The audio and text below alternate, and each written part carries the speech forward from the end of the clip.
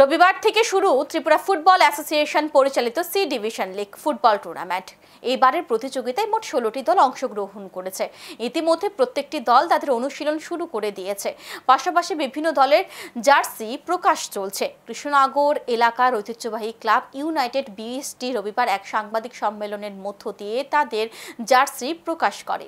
লাল বাহাদুর লাল হলুদ রঙের তাদের জার্সি প্রকাশ করেন ক্লাব সম্পাদক ধীমান দেববর্মা।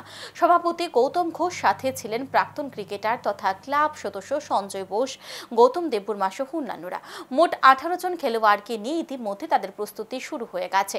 কোচ বিশাল সাহার নেতৃত্বে মাছমারা ও সাবরুমের খেলোয়াড়দের নিয়ে চলছে তাদের অনুশীলন। অধিনায়ক করা হয়েছে মিজাহাম রিয়াংকে।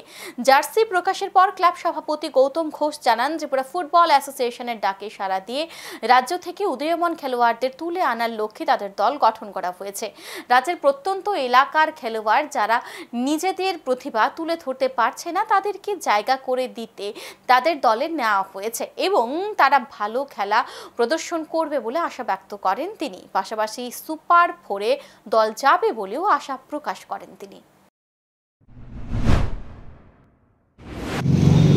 ইউনাইটেড বিএসটি ক্লাব এমনই একটি ক্লাব, আগরতলা শহরের ঐতিহ্যবাহী ক্লাব।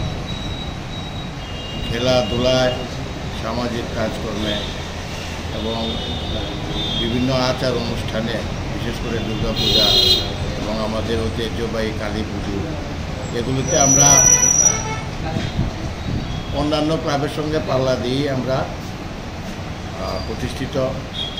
তো এই ফুটবল টিম বিমানবাবু যেটা বললেন, অ্যাভারেজ ভালোই হয়েছে, আশা করি ভালোই রেজাল্ট করবে।